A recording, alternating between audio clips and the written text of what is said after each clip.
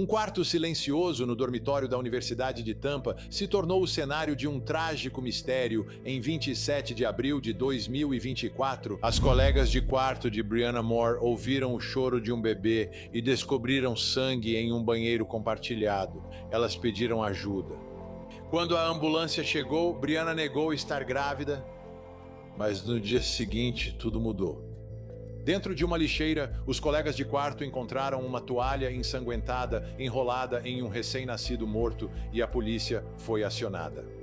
Eu estava sentindo tanta dor que não conseguia me mexer, e literalmente, quando finalmente criei coragem para pedir um Uber ou chamar uma ambulância, ela chegou. A autópsia revelou que o bebê sofreu múltiplas fraturas nas costelas e hemorragia pulmonar, com o médico legista determinando a causa da morte como homicídio por asfixia.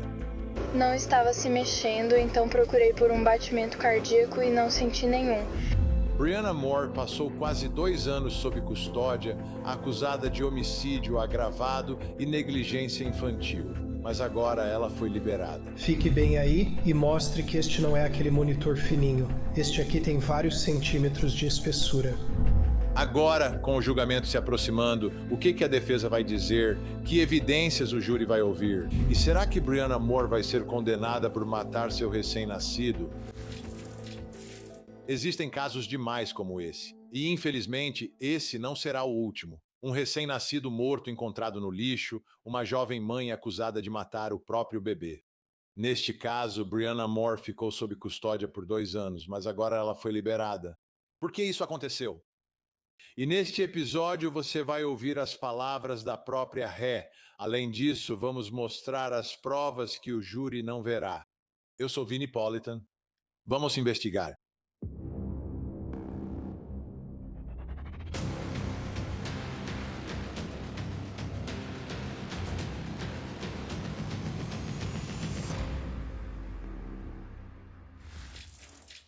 Essas histórias são tão tristes. Jovens mulheres cujas vidas são mudadas para sempre. A vida de um bebê se foi. Mas há alguns temas comuns que vimos nesses casos em que jovens mulheres são acusadas de matar seus recém-nascidos. E essa é a questão. Elas sabiam? Elas realmente sabiam que estavam grávidas na época? E em alguns casos, sim. Em outros casos, não. E em alguns casos, há uma certa discrepância entre a acusação e a defesa. Quero analisar alguns desses casos. Alexi Treviso. Era uma jovem que deu à luz em um hospital, mas afirmou que não sabia que estava grávida, que foi uma surpresa para ela. Agora, ela estava no hospital por causa de dores nas costas e saiu do quarto, foi até um banheiro, trancou-se lá dentro e deu à luz à criança. A pergunta é: a criança nasceu morta ou viva? Qual foi a causa da morte da criança? É sobre isso que será o julgamento. Mas nesse caso, Alexi Treviso está dizendo: eu não sabia que estava grávida, que foi uma espécie de surpresa para ela. E essa é uma questão interessante para o júri lidar e para a defesa lidar. Mas esse caso será muito mais sobre saber se ela sabia ou não que estava grávida. O caso de Skylar Richardson foi coberto por nós na Court TV. Ela foi uma estudante do ensino médio, grávida no baile de formatura, deu à luz em seu quarto. A questão, mais uma vez, era saber se a criança nasceu morta ou viva. Ela enterrou o corpo no quintal. Ela foi acusada de queimar aquela criança. Isso se provou falso. Mas, nesse caso, ela sabia que estava grávida. Não era uma questão de ela não saber, era uma questão de ela esconder essa gravidez. Mesmo assim, o júri ouviu as evidências e, no fim, a considerou inocente. Agora, há um caso muito semelhante ao que discutiremos neste episódio, o de Lake Laken Snelling, que também era universitária. Ela estava em seu apartamento quando deu à luz. Os promotores afirmam que ouviram pouco da defesa, mas os promotores dizem que ela sabia que estava grávida, que ela fez algumas pesquisas no celular e procurou coisas que levariam a crer que ela sabia que estava esperando uma criança quando deu à luz em seu quarto. Agora, neste caso, Brianna Moore deu à luz em seu quarto no dormitório. Ela é universitária e tinha colegas de quarto. Assim como no caso de Lake Lake e Snelling, onde colegas de quarto acionaram as autoridades e fizeram as descobertas, são as colegas de quarto de Brianna que também agem assim. Agora, neste caso, parece que Brianna Moore está dizendo: eu não sabia que estava grávida até o momento em que estou dando à luz. Essas são algumas das alegações. Então, como isso influencia na forma como o júri julga a credibilidade dela e a credibilidade do caso da defesa sobre o estado mental dela, só especialistas podem comentar. Mas acho que o mais importante é ouvir a própria Brianna Moore contar diretamente ao júri. Tipo, o que você estava pensando? O que você sabia? O que você achava que estava acontecendo com seu corpo? Por que você não fez nada? Digo, esse é o tipo de pergunta que acho que eles querem que seja respondida. E eu acho que seria extremamente importante para um júri decidir a culpa ou inocência dela pelo que aconteceu com o filho dela. Mas o que aconteceu com Brianna Moore agora é um pouco chocante, porque ela está presa há 2 anos. Mas agora ela foi solta nesse caso. E eu quero mostrar um pedido de audiência de fiança quando ela ainda estava presa. Então, pelos vídeos, vamos dar uma olhada em Brianna Moore. Ela está usando o uniforme de detenta. Isso foi na quarta-feira. E ela parece relaxada. Ela sabe que tem uma grande chance de ser solta. Agora, ela era estudante na Universidade de Tampa, mas ela não é da Flórida e não é de Tampa. Então, uma das grandes questões em tudo isso é se, ao ser solta, ela poderá ou não deixar o estado. E o que acontece no nosso sistema de justiça é que cada estado controla o que acontece dentro de suas fronteiras. Então, alguém de outro estado, na verdade, um juiz, não tem mais controle sobre a pessoa depois que ela sai. É muito mais difícil manter jurisdição sobre a pessoa. Existe um processo, mas ele se torna muito mais complicado. Então, às vezes, e muitas vezes, os juízes não querem e os promotores não querem que o réu, se ele estiver em liberdade sob fiança, saia da jurisdição. Agora vamos para o dia seguinte. No dia seguinte, após ser liberada, ela retorna ao tribunal, mas ainda não pode sair do estado da Flórida. Agora, ela está na Flórida, mas mora e tem família em outro estado e quer viajar de volta para esse estado. Vamos ouvir o que ocorreu no tribunal para entender melhor a questão e saber mais sobre a ré. Que você pagou fiança. E você conseguiu voltar para Putnam, Mississippi, o que você tem agora que não apresentou antes. Sim, meritíssima. Então, alguns pontos adicionais que eu queria ter certeza de que não abordamos ontem no tribunal. Brianna Moore é indigente. Só porque a família dela tem recursos e pode fazer isso, não significa que ela consiga. Ela tem 21 anos e já é maior de idade. Atualmente, ela possui apenas 48 centavos devolvidos pela cadeia. Toda a família está no Mississippi. Foi lá que ela nasceu e cresceu. A família está lá há gerações. Ela tem 5 casas diferentes onde poderia morar lá. Atualmente, ela não tem nenhum vínculo com o condado de Hillsborough. Diante de toda a repercussão do caso, não sei se ela conseguiria ser produtiva na sociedade, arrumar emprego de meio período ou fazer outras coisas sem sofrer assédio em público no condado de Hillsborough. Ela tem seus familiares. A família dela está aqui hoje. Eles vieram a todas as audiências. Em fevereiro, o pai dela veio para a audiência em novembro, na data marcada. Mãe, pai e avó compareceram todos ao tribunal.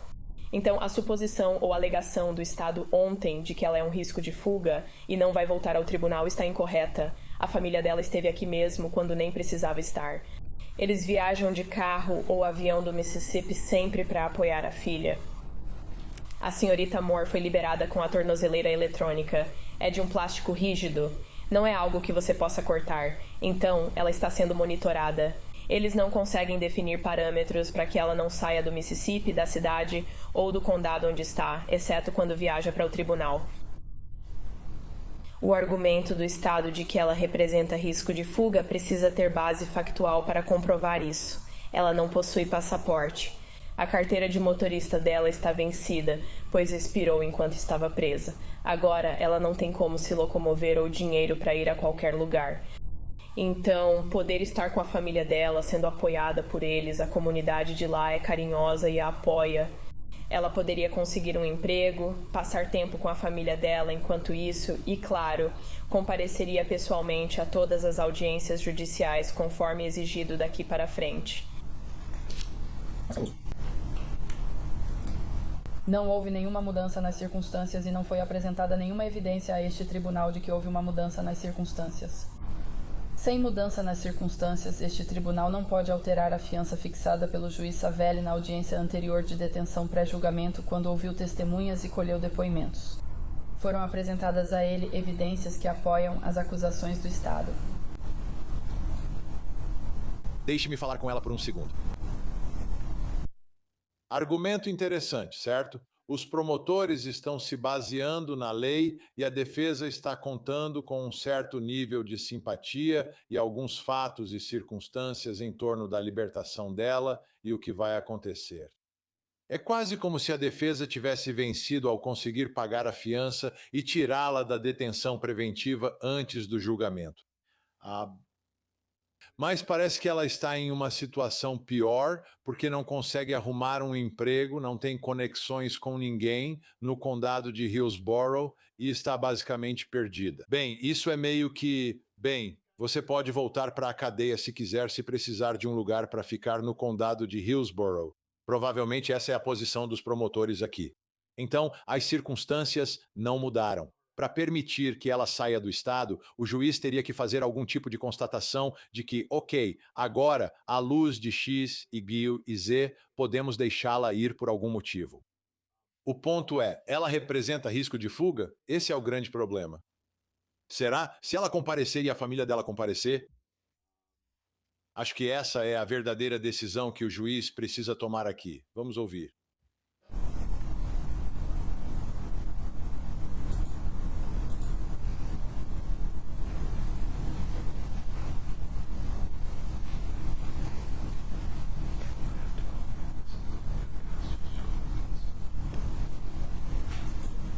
Se Vossa Excelência quiser ouvir a família também. Vou te dizer qual é a minha preocupação. Quer dizer, ela se mudou para Quitman? Eu entendo o lado financeiro disso e o que você diz. Ela não vai comandar aqui. A família dela está no Mississippi. Entendo totalmente, é um peso financeiro, não nego isso. Minha preocupação é, e se ela for para Quitman e fugir? Não estou dizendo que isso vai acontecer, mas supondo por um instante. Eu não sei o quão grande é. Não sei se eles têm uma força policial. Não estou dizendo que sou solteiro no Mississippi. Mas eu não... Sabe, vamos supor que ela fuja. Não estou dizendo que ela vai. E a senhorita Rogers de Holmes, ou quem tenha pego ou buscado, nem sei se existe força policial lá. Eu não faço ideia se há policiais lá. Quero dizer, ela poderia cortar a tornozeleira e fugir. E não estou dizendo que ela vai fazer isso. Mas esse é o receio de... Entendo que a questão financeira que você mencionou é porque a família dela está lá. Compreendo totalmente. Quero dizer, esse é outro tipo de raciocínio. Você tem algo para lidar com tudo isso ao longo dos anos? Sim, sobre a preocupação do tribunal, ontem foi dito que ela foi presa no Mississippi e não estava aqui. Após o incidente, ela deixou a Universidade de Tampa e voltou para Quitman, Mississippi. Ela tinha um emprego de meio período e já estava matriculada em uma universidade lá antes de o mandado ser expedido, porque disseram a ela que estava livre para ir embora antes de sair do estado da Flórida. Ela deu à polícia todos os endereços das casas e informou onde estaria, que foi exatamente onde a encontraram ao emitirem o mandado de prisão.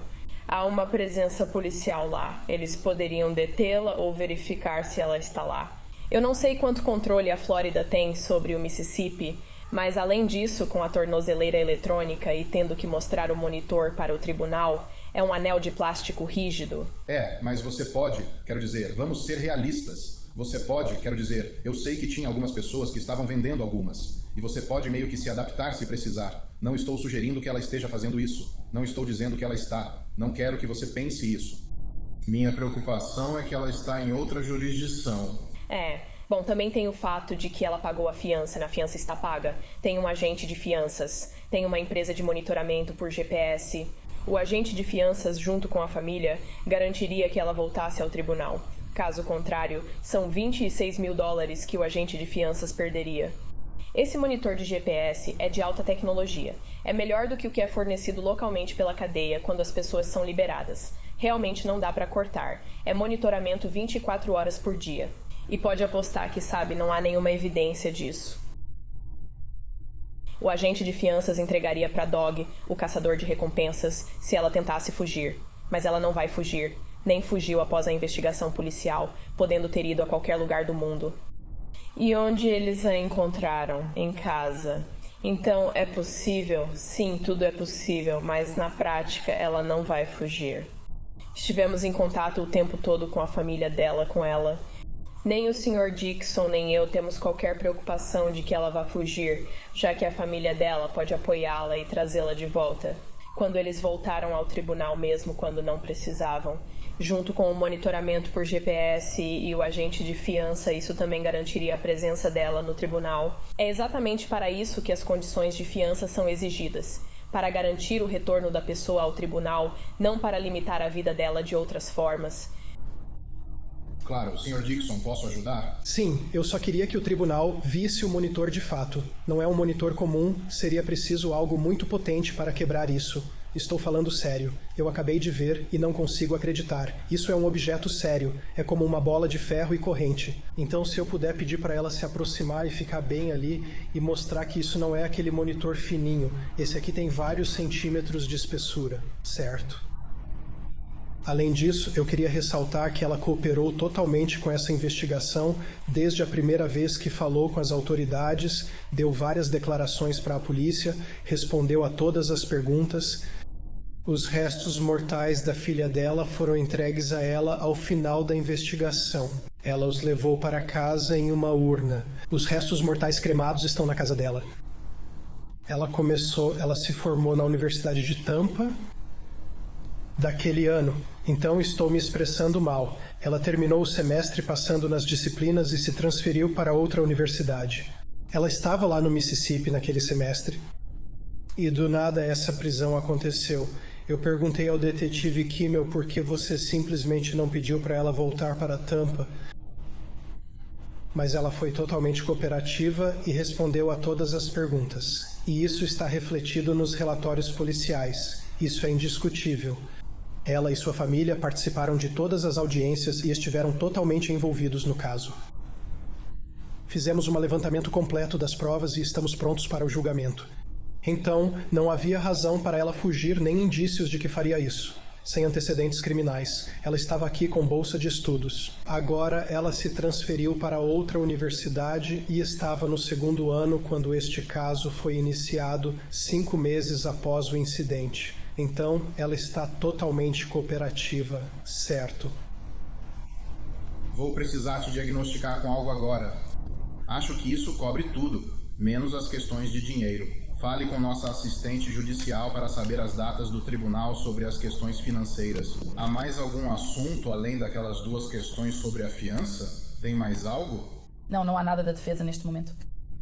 Então, só algumas coisas que precisam ser tratadas em relação ao status da fiança da ré.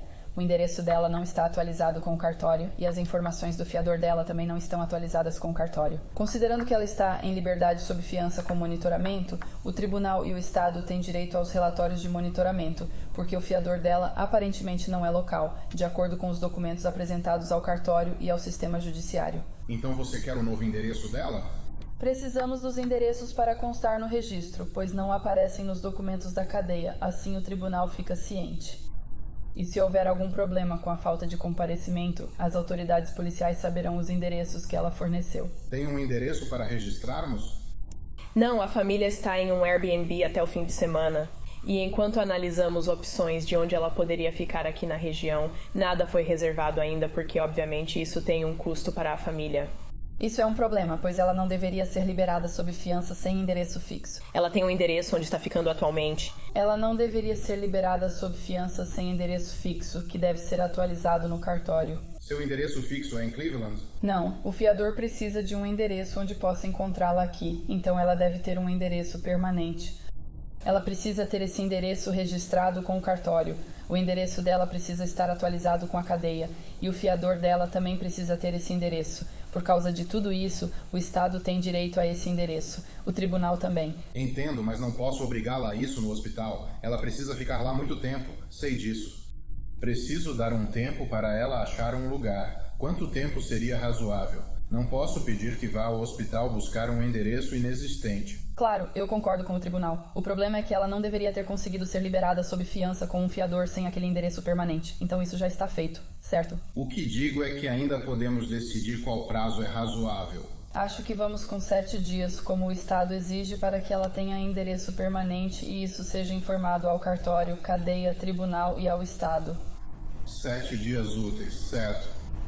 E então, os relatórios de monitoramento precisariam ser fornecidos semanalmente, ou pelo menos o Estado está pedindo que os relatórios de monitoramento sejam entregues ao tribunal e ao Estado semanalmente pelo fiador. Se isso, então ela está te pedindo, tudo bem.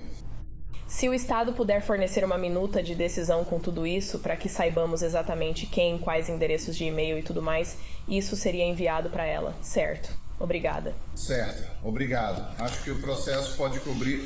Veja, os promotores ficam gananciosos no final, né? Ela nem deveria estar solta, mas está. E você não quer que ela volte para casa, certo? Lá seria um endereço fixo onde você a encontraria. Agora ela precisa achar um lugar. Esse é o ponto.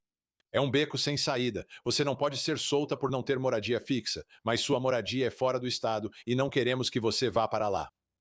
Você vê como esse argumento é, e o juiz cobrou a promotoria por isso, certo? No fim, estamos falando de 4 meses. A família terá que achar uma forma de conseguir dinheiro para arrumar um lugar para ela morar. E provavelmente um deles deveria vir morar com ela durante esse tempo, porque o julgamento vai acontecer no outono. Então, é claro, a Corte TV vai cobrir tudo. Mas no fim das contas, ela foi solta. Ela foi solta e agora poderá se preparar para o julgamento. O que você disser pode e será usado contra você em um tribunal. Sempre falamos isso nesses casos. Brianna Moore falou com a polícia. Temos essa entrevista. Quero que ouça. E enquanto você estiver ouvindo, pense, isso ajuda ela ou ajuda a promotoria? Vamos ouvir. Você pode me falar sobre o bebê? Olha, você é muito inteligente. Eu sei disso. Você é da área de biologia, certo? Então você sabe tudo isso e você entende de DNA e todas essas coisas, certo? Temos um bebê bem novinho agora, bem do lado de fora do seu quarto. Você passou por um verdadeiro sufoco. Parece que ontem de manhã, no banheiro, por algumas horas. Tudo bem? Olha, a gente não está julgando você por isso, tá bom? Às vezes as pessoas acabam se complicando, elas não sabem o que fazer, tudo bem. Mas vamos ser honestos, tá bom? Basicamente, em primeiro lugar, eu nem sabia que estava grávida. Tudo bem. E então eu simplesmente acordei me sentindo mal ontem de manhã. Então fui ao banheiro, eu estava vomitando essas coisas. Então mas depois de alguns segundos estava morto. Por quanto tempo o bebê chorou? Sei que todos os colegas de quarto e suíte ouviram o choro. Eu diria que uns 5 segundos, talvez. 5 segundos de choro. Algo mais ou menos por aí. Ok. Você levou o bebê de volta para a cama com você por um curto período de tempo? Eu estava no banho, só fiquei no banheiro. Você só ficou no banheiro. Ela foi ao banheiro e obviamente teve um bebê. Você também espelhou a placenta? Sim, ok, você tem certeza disso. Tenho quase certeza. Tenho quase certeza de que saiu outra coisa depois do bebê. Sim, e era uma quantidade razoável ou algo assim. Sim. Ok, é que isso é importante para a sua saúde. Sim. Ok, eu estou um pouco preocupado com você, tá bom? Então você teve o bebê chorou por quanto tempo, você acha? Só alguns segundos, não foi muito tempo. Não foi muito tempo mesmo. Então o bebê chorou por um curto período de tempo. E você tem certeza de que não foi mais do que isso. Agora é o seguinte, o médico legista vai conseguir descobrir muitas coisas. Sua honestidade agora é muito, muito importante, certo? Certo. Então eu tomei um banho. Quer dizer, eu fiquei sentada no chuveiro. Eu nem cheguei a me lavar de verdade, mas eu só fiquei sentada no chuveiro. Chuveiro ligado ou desligado? Ligado. Ok. E então acho que saí e fiquei sentada lá por um tempo.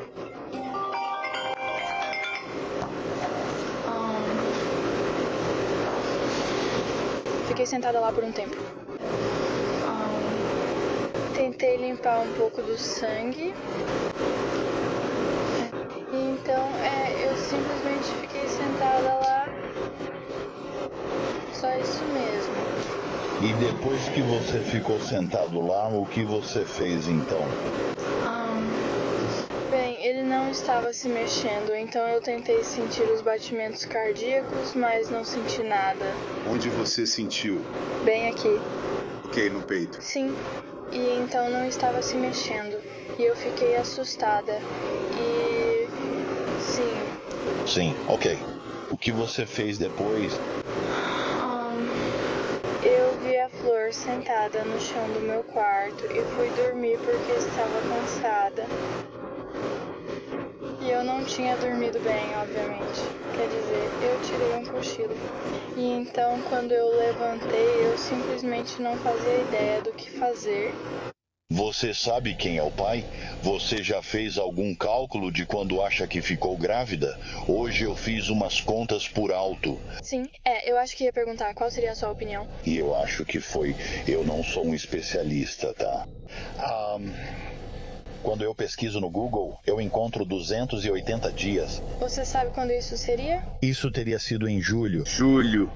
Sim, então, 280 dias atrás, hoje, teria sido 24 de julho, acrescente mais alguns dias. Você está falando possivelmente de meados ou final de julho.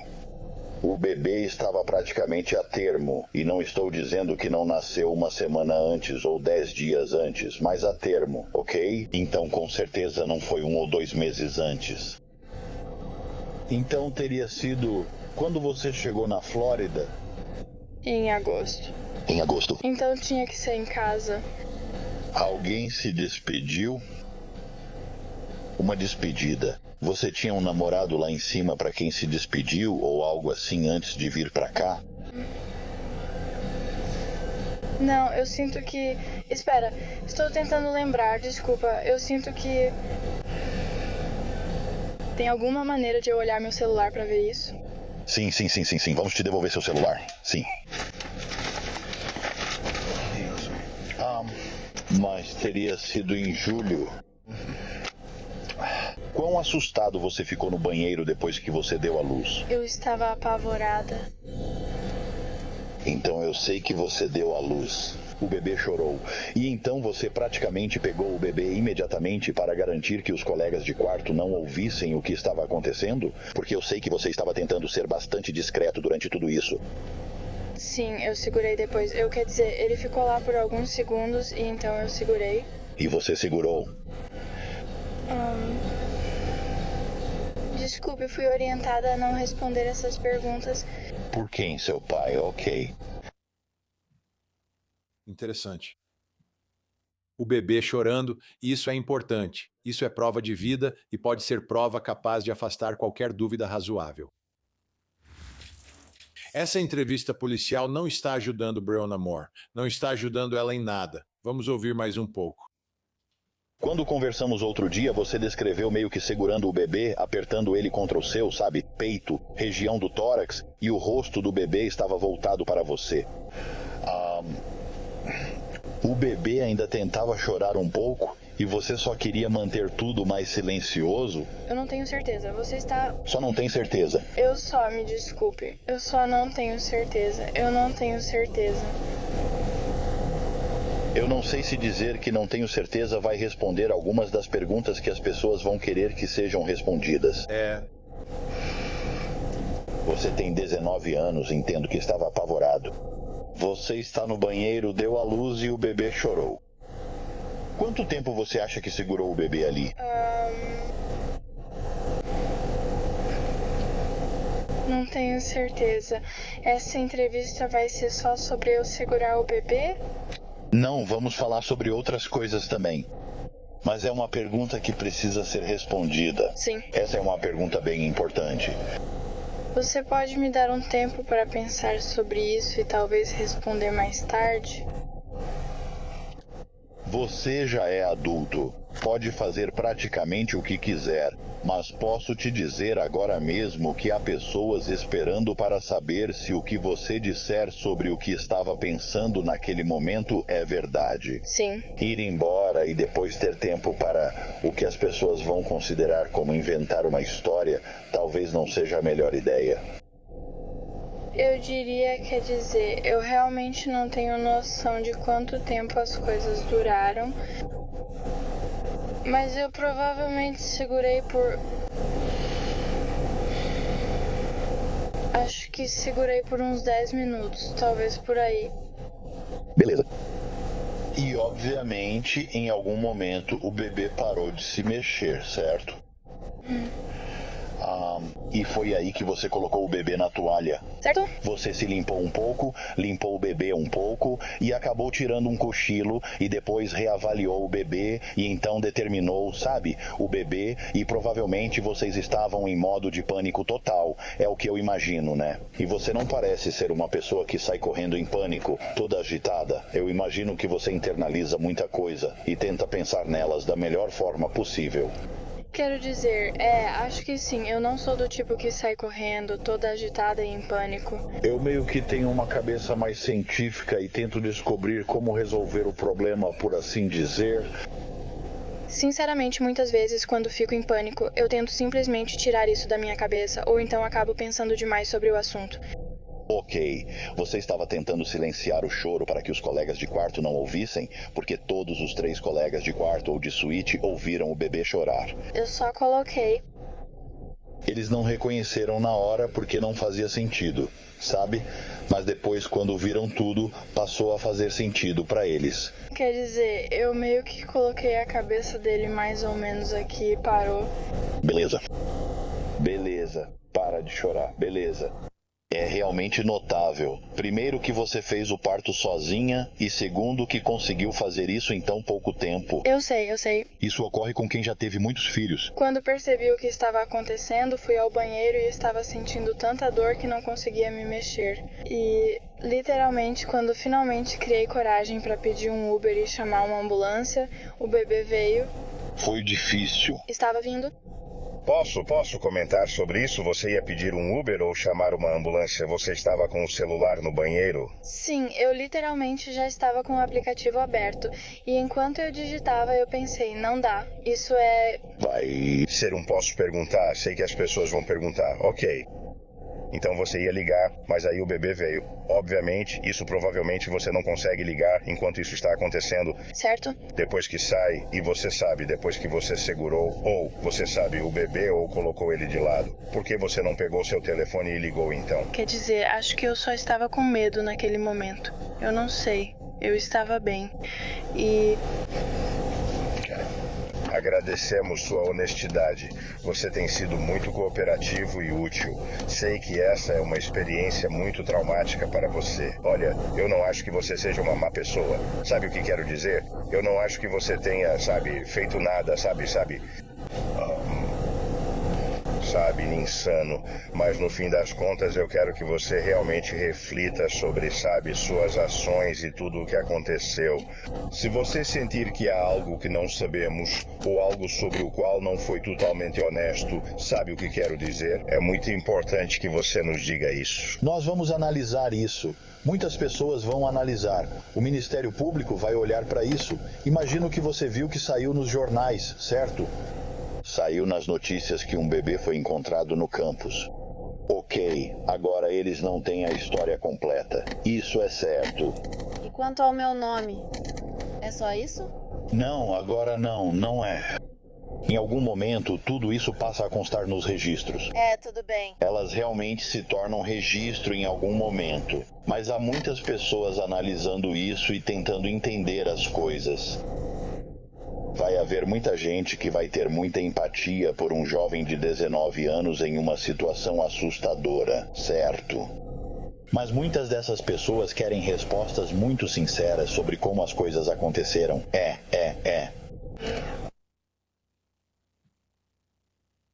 É interessante como ele diz que as pessoas querem saber.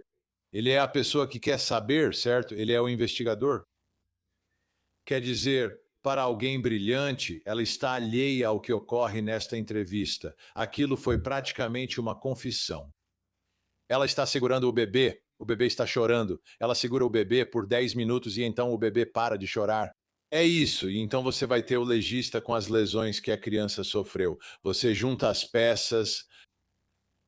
Esse é um grande problema para Brianna Moore. Antes de qualquer julgamento, um juiz precisa decidir quais provas serão aceitas e quais não serão. E neste caso, havia algumas provas que o júri não vai ouvir, mas que eu vou compartilhar com você. E confie em mim, quando você ouvir essa prova, você não vai gostar desta ré, Brianna Moore. Ok, aqui está o pedido do Estado por uma decisão prévia ao julgamento sobre a admissibilidade de algumas provas que eles queriam apresentar. Então, isso meio que prepara o terreno para as provas que os promotores queriam colocar diante do júri. Enquanto eles decidem se Brianna Moore matou ou não seu bebê. Em 27 de abril de 2024, a ré deu à luz um bebê com idade gestacional entre 36 e 42 semanas. O possível período de concepção do bebê é de julho de 2023 a agosto de 2023. Assim, a ré estava grávida em 13 de setembro de 2023. Certo? Então isso teria sido no início da gravidez, ok? No início da gravidez. Em 13 de setembro de 2023, a ré trocou várias mensagens de texto com um contato em seu telefone identificado como Kazim. Essas mensagens pertencem a uma sequência muito maior de mensagens de texto. No entanto, as mensagens relevantes para este pedido ocorrem apenas em 13 de setembro de 2023. Novamente, esse período de tempo é muito significativo aqui. Em 13 de setembro de 2023, o réu e Kazim discutem como o réu lidaria com uma gravidez. Agora, ela sabe que está grávida. Ela afirma que não sabia que estava grávida. Ela pode ou não ter sabido que estava grávida naquele momento. Ao final da discussão, aparecem as seguintes mensagens conforme anexado. Ok, isso é 9/13/23, 11/8/40. 2.108/42, mensagem do réu. Ei, cara, às vezes você precisa de um plano C. Isso veio da Brianna. Às vezes você precisa de um plano C. Então, logo depois de alguns minutos, uma mensagem da pessoa com quem ela está conversando, Cassim, que diz: plano A eram as camisinhas. O plano B eram os comprimidos, era o comprimido. O plano C era matar a criança. E isso vem do Cassim. Cassim está dizendo que o plano C era matar a criança. E então, alguns segundos depois, Brianna responde: a ré. O plano C é o meu favorito. Agora, se o júri ouvisse isso, sim, você pode tentar explicar todo o resto. O júri ouve isso. Isso é uma prova poderosa porque o plano C é justamente o que ela é acusada de ter feito. Como se fosse uma das opções. Bem, eu posso usar uma camisinha, posso tomar a pílula. Não, prefiro simplesmente matar a criança. Então isso é extremamente poderoso se colocado diante de um júri. É isso que os promotores queriam fazer. Eles precisam disso para provar o caso deles. Não, mas isso claramente eleva o caso a outro patamar e fará com que esse júri não goste desse réu. Agora é hora do juiz decidir. Dê uma olhada na decisão. Esta é a ordem. Mesmo lendo a troca de mensagens de texto aqui da forma mais favorável ao Estado, isso é uma prova de caráter indevida e inadmissível na apresentação principal da acusação. O juiz está dizendo que isso é sobre o caráter dela. Como falei, você a odiaria. Isso é sobre o caráter dela. Então o juiz tem que equilibrar. Isso é realmente só, sabe, ir atrás e sujar a imagem da ré, fazendo o júri não gostar dela? Ou isso prova o que ela teria feito? A declaração expressa uma crença ou preferência de que o plano favorito da ré para lidar com uma gravidez é matar a criança e é apresentada para mostrar que a ré agiu de acordo com essa crença declarada. Pelos próprios termos, ela não se vincula a nenhuma gravidez específica. Ela não expressa um plano distinto ou a intenção de tomar qualquer ação específica. O juiz afirma que isso não tem relação com nenhuma gravidez em curso, mesmo sabendo que ela estava grávida na época. Ela não está dizendo que é em referência a uma gravidez específica. Quero falar com Kazim para saber mais, mas não sei se os investigadores já fizeram isso. Isso nem sequer expressa que a ré consideraria essa atitude se ela algum dia engravidasse. Seu único propósito relevante é mostrar que a ré é o tipo de pessoa que mataria um recém-nascido. Portanto, isso não é admissível. Entendo o raciocínio do juiz e que essa é a decisão segura dele. Se houvesse condenação e inclusão, seria o primeiro fundamento de recurso.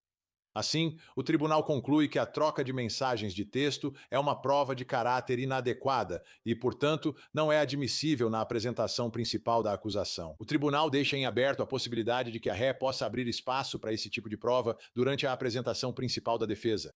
Caso o Estado deseje questionar qualquer testemunha de defesa sobre essas mensagens de texto ou apresentá-las como prova na fase de refutação da acusação, o Estado deve solicitar permissão ao tribunal antes de fazê-lo e fora da presença do júri. O juiz não quer que o júri saiba nada sobre isso, a menos que o próprio juiz aprove. Note que apontei para mim ao falar do juiz. Não sou o juiz, era meu pai. Ambas as partes terão a oportunidade de apresentar quaisquer argumentos ou objeções apropriadas nesse momento. Então, essa evidência pode surgir se o caráter dela entrar em discussão e se a defesa tornar o caráter dela uma questão dizendo que ela é uma boa garota, então coisas assim acabarão aparecendo. Isso pode explicar por que ela não vai depor e por que talvez você não veja muitas pessoas no tribunal falando que Brianna Moore é uma jovem simpática. Certo, esse julgamento vai acontecer em novembro. Obviamente, vamos ficar de olho em todos os desdobramentos. Nosso tempo acabou por agora. Eu sou Vinnie Politan. Muito obrigado por assistir. Enquanto isso, especialmente diante de um caso como este, por favor, não se esqueça de abraçar as crianças.